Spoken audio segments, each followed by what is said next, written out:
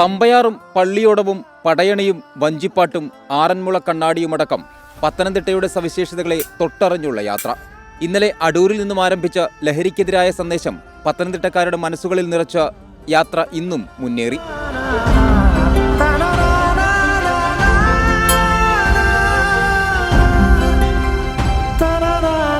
ആറന്മുള ക്ഷേത്രത്തിന് മുന്നിൽ നിന്നും മോർണിംഗ് ഷോയോടെ തുടക്കം.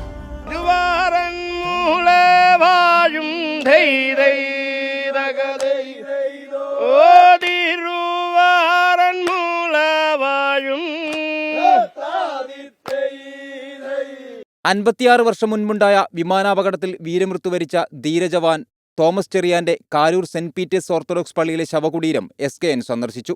ശേഷം തിരുവല്ല പുഷ്പഗിരി മെഡിക്കൽ കോളേജിൽ വിദ്യാർത്ഥികളുമായി ലഹരിവിരുദ്ധ സംവാദം.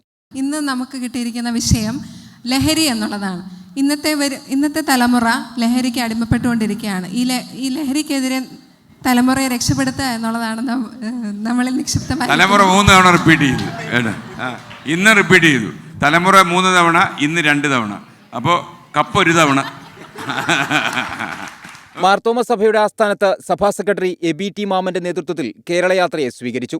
വൈദിക മേധാവികളെ യാത്രയുടെ പ്രാധാന്യം അറിയിച്ചു, നിർദ്ദേശങ്ങൾ തേടി.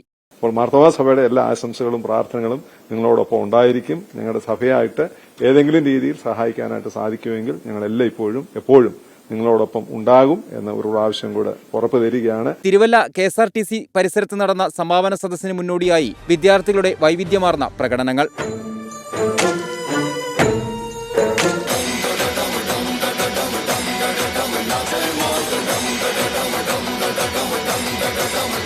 ജനപ്രതിനിധികൾക്കും വിവിധ രാഷ്ട്രീയ പാർട്ടി നേതാക്കൾക്കും പുറമെ ഡോക്ടർ ഗീവർഗീസ് മാർ കൂറിലോസ്, യോഗക്ഷേമ സഭാ നേതാവ് അക്കീരമൺ കാളിദാസ ഭട്ടതിരിപ്പാട് തുടങ്ങി നിരവധി പ്രമുഖർ സമാപന സദസ്സിൽ പങ്കാളികളായി.